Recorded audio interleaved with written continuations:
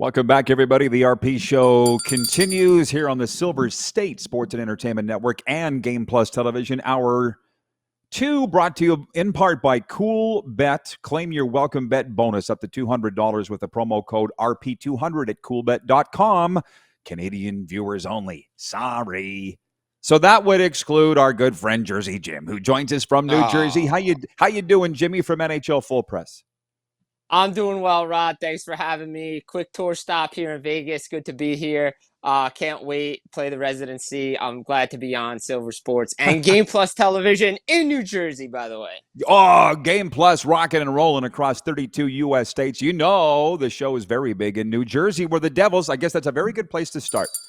It's a good week to be a Devils fan. Let's start there. I'm sure the Devils fans still talking about the deal for Luke Hughes. What does this mean for him and the team, which came down on, Wednesday morning? That is correct. Wednesday morning, a little after 10, news drop. We had the Kaprizov on the day before around same time. So, yeah, good news for New Jersey. They get one of their defensemen back. You know, some people could say he's their number one defenseman on the left side. $63 million just coming out of entry level. 2 full seasons. He's played 3 based on his ELC. But it was only 1 game and it was burnt. And then he played a little bit in the playoffs. It was really his first year. But 2 full seasons, $9 million AAV is a lot. I know from talking to some people, I mean, the Devils didn't want to go higher than Brock Faber's AAV of 8.5. They didn't really want to go higher than 8. But, you know, you have to compromise and you have to work things out if you want to keep a defenseman. And with the cap going up, they get him into camp because, let's be honest, the longer this thing dragged on and the holdout continues, the Devils open next week up in Carolina. If it got into next week, now you're going to start missing regular season games. Missing preseason games in training camp is okay, but you're still behind the 8 ball. He's skating today in New Jersey. He's working with both groups, trying to catch up. He's not playing here Thursday night against the Rangers. We'll see. It's a coach's decision if he plays Saturday. So we'll see what happens. But it's good news for New Jersey Devils fans. I'm smiling because the great thing about Jersey Jim and why we wanted to get him on our first week here on the Silver State Sports and Entertainment Network is you can cover it all. Devils, Rangers, Islanders, Yankees, Mets, Giants, Jets. I'm hoping to get to it all here. But I was saying, if you were watching earlier, enjoy now the betting odds, the power rankings, because they're all going to change within a week's time. Once the games start, none of this means anything. But Vegas and Colorado are co-betting favorites at BetMGM to win the Stanley Cup. Vegas and Colorado. And then Carolina and Edmonton are tied. Florida slipped all the way to 5th. And the Devils are in the top 10, but behind the Lightning, Stars, and Panthers. Do you go along with that? I mean, nobody's ever going to go back and look. But are they in the ballpark, do you think, with this? Yeah, I think they're in the ballpark. I didn't think look, Vegas got it right last year because I saw the way too early betting odds that Florida and Edmonton won too. And sure enough, those 2 teams made a Stanley Cup final again.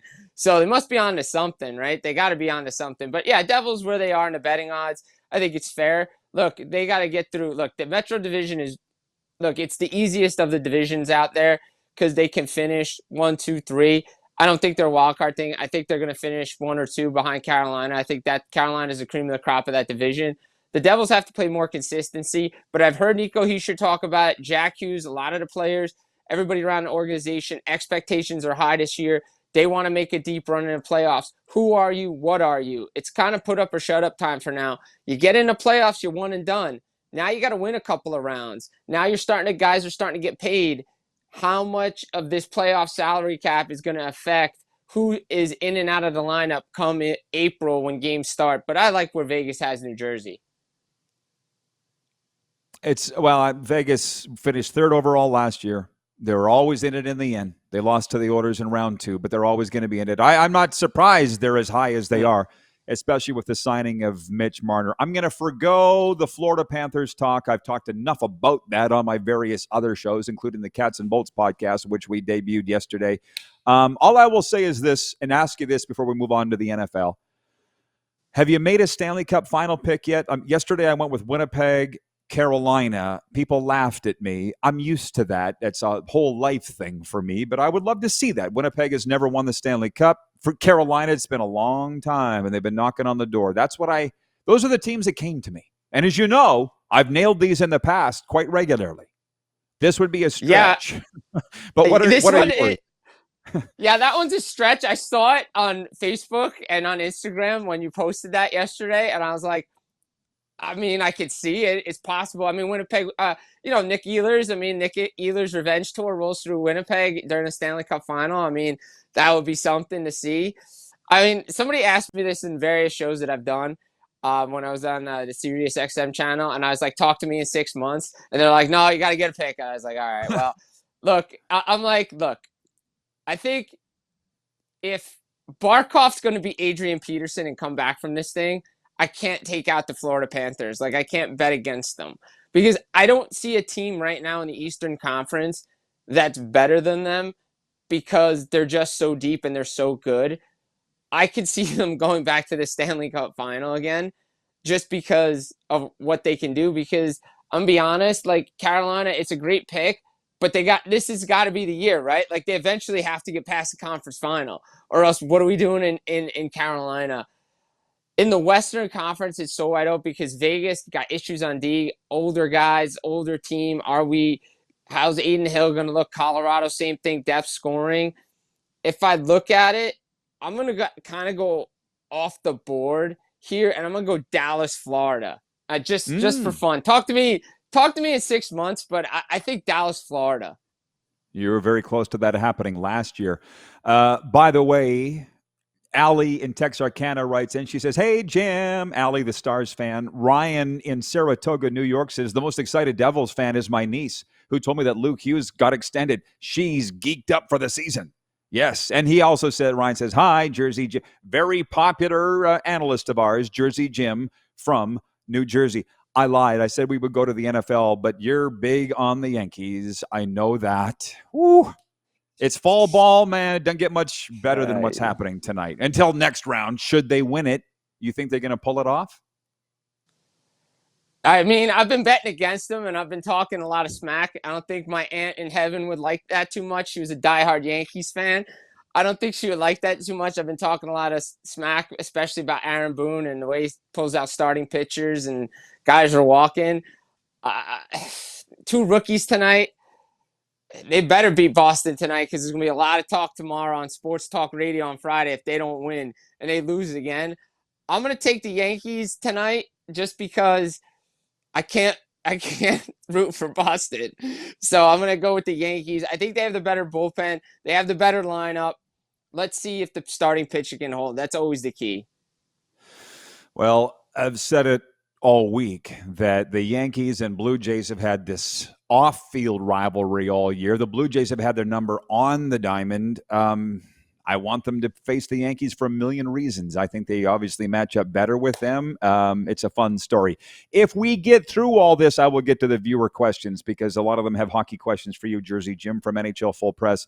Going into the season, I asked you who would have more wins among New York NFL teams, the Giants or the Jets. What a turtle race this has been. A complete snail race. Jets 0-4. Probably should be at least have a victory. Giants 1-3. Maybe they'll get to 2-3. Jackson Dart looking hot. I mean, I said neither. I said tie. Maybe, I think. But look, the Giants may have more wins than the Jets this year. Just because the energy Jackson Dart brings, Cam Scatterboo, again, MetLife turf taking another victim, torn ACL for Malik Neighbors. Gotta get the turf out of there. Bring the grass back in MetLife. Can't have star players going down. Look, the Jets, I don't know what's going on. They got to get a quarterback. Justin Fields ain't the guy. You know, Aaron Glenn's got the meme of the year. Probably should have won that game. I loved it, but it is a snail's race. You talking about the Tampa game? The Tampa game? The Tampa game. You got to be able to finish that game off after a blocked field goal for a touchdown. Like, that's a game you have to win. The Steeler game probably should have won clock management. Maybe they both have enough wins, the same amount of wins. I'm going to stay with that prediction. Neither team's going to have more victories than the other because, man, they both stink right now. Which we knew. Yeah. But, I mean, who thought that this Russell Wilson experiment would end this soon? Not me. I didn't. I thought it would be this game. I thought they say, all right, Russ, you're done. Let's go into the Saints game. But the offense would look stagnant. They're too conservative. The nail in the coffin for Russ was those plays at the end against Kansas City on national TV, throwing those balls down the tunnel. You got to figure out the Giants could have won that Kansas City game. Kansas City did not play great in that first half. Giants had chances to execute, didn't do it. Maybe if you go to Jackson Dart, and I like that Brian Daboll's using the Ole Miss playbook, allowing Dart to use plays that he feels comfortable with. That's what they needed to do. Russ too conservative. We'll see what happens. I didn't think it was going to be this quickly. I thought if the Giants were bad, I thought Jackson Dart would come in at the end of the year. I didn't think it was going to be this soon. All of a sudden, he's the toast of the town, as was Tommy Cutlets for 15 minutes 2 years ago. So we'll see. By the way, Jersey Jim is the guest. He's joining us from New Jersey here on Game Plus TV and the Silver State Sports and Entertainment Network from NHL Full Press. They have some questions here about the Gotham Green. You got my team in there, the Dallas Cowboys. I'm not sure I'll even be watching on Sunday. I thought that we would have our way with the Bears 2 weeks ago. That didn't happen. What's it like when America's team rolls into the Big Apple? What's it like? It's actually pretty crazy because if you think about it, right? We think about it, Giants and Jets, but there's a lot of Cowboys fans in New Jersey. Like in North Jersey, there's a lot of Cowboys fans. I grew up with a lot of them. A lot of good friends of mine, Cowboys fans. And yeah, they're always pessimistic when they have to face a weaker team because you're not sure what Dallas team's going to show up. But Dallas's offense is really good with Dak Prescott. There, they can obviously they could throw the ball down the field if they could get a running game, and if they had a defense, if they could stop people and not give up 40 points a game, that would be huge. This is like Big 12 defense. If you're a college football fan, you'll know what that means. They don't play defense in the Big 12. It's always like 56-54 final scores on Saturday. So, but the Dallas defense, it's really good because it's like if you think about original six hockey teams for a minute, like Dallas Cowboys, if you grew up in the 70s, you were a Cowboys fan, Staubach fan, they travel everywhere. So they're always up in this area, especially because they got to play the Giants, right? Now they're playing the Jets. So it's really crazy to see them come out. And I never knew there was that many Cowboys fans, but there are a lot of them, especially in this state. Well, you're talking to one, and what's odd is here in South Florida, there aren't that many. There aren't that many at all, which is fine. I'm okay with it. But there's not as many as you would think here. That surprised me. Okay, they want to talk hockey. Cat's out of the bag. Our Canadian viewers know it, but our U.S. viewers, especially the new ones, probably don't. Jim and I are both hockey first, or at least I'm speaking for myself. I am. You are too, are you not? Yeah, I'm hockey first, 100%. Yeah. Okay, so they got hockey questions. BW writes in, he says, Jersey Jim, what are you hearing about the Buffalo Sabres? Is Josh Doan going to be in the starting lineup? That's a very good question. Look, they're taking some things slow up there. Kevin Adams, the general manager, you got Jarmo Kekalainen up there. They want to build this thing the right way. They want to keep their own players there in Buffalo. Josh Doan's playing well for them. I think they wanted him to season in the AHL. They have a good team right now with Tuck is there, Thompson, right? You got Darlene's back there, Powers back there, Bone Byram. Their offense is good. They just lost J.J. Peterka. Doan came over in that trade. Jack Quinn is there as well. The Sabres have to get the culture change that they need to be winners again. Because I'll be honest, I'm seeing 15 years and no playoffs, and I love Buffalo. I think Buffalo has great fans, hockey, Bills, doesn't matter. And they haven't seen a playoff game in years, and they need to.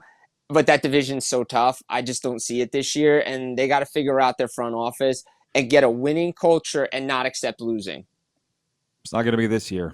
It's not going to be this year. And the thing is, I saw them twice when they came through Sunrise last year, and where they're at as a team. The reason I'm hockey first is that was the sport that I was raised in. I can understand it. I can see it very quickly what's going on. And the Sabres are at a place where the second something goes wrong in a game, they quit. Do you see that? I see it 100%. You read my mind, Rod. You really do. You're seeing the same game I'm seeing because they quit. Like any little thing, that's like the Devils too, because the Devils got to get over that mindset too, even though they made playoffs. It's like if something bad happens, then it just snowballs. And if you want to win, you got to just say, forget it, forget the shift, forget what happened, and get back to work. And the Sabres haven't been able to do that. I don't know. I think you probably follow pretty closely what's going on in the West. Like Daryl in Calgary writes in on the Western Dodge text line, and he says, "Thoughts on the Calgary Flames, guys?" Well, Daryl watches every day. I give my thoughts on the Flames almost every day, so I'll ask yours. I mean, I gave you the BetMGM odds the other day. They don't have the Flames in the playoffs. They're very far down. The Flames are here, and it surprised me a little bit because they tied an NHL record last year for most points, and to miss the playoffs, you'd like to think you go up, but MGM doesn't think that they will. What do you think about the Calgary Flames? It's going to be tough for them to do that again. However, by the way, congratulations, Ryan Huska, on his 2-year contract extension with the Calgary Flames. Congratulations to him because he's a great coach. Talked to him a few times last year. He's awesome. This team is not going to be outworked by anybody. They're the hardest working team I've watched. They had a great comeback against New Jersey last year. Huberdeau's getting better. You got Nazem Kadri there. Dustin Wolf is a star goalie in this league. What a contract for him. I love Kevin Ball there. I think the Flames are going to be a playoff team, to be honest. I like them there. I think the Pacific is tough for them, right? Because Vancouver, we don't know what they are. I don't see Seattle as a playoff team. I'll be honest, I don't see Anaheim as one either. And I think Calgary can sneak in and figure out a way to get in. I think, obviously the biggest question marks, Rasmus Anderson. Does he stay? Does he go?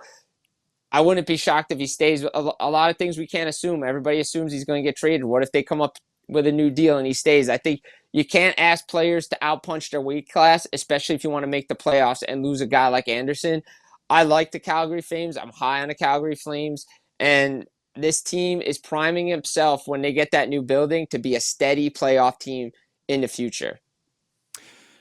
Yeah, and the positivity level in Calgary is higher than it's been in well over a decade, maybe almost 20 years. I would hate for them to miss the playoffs.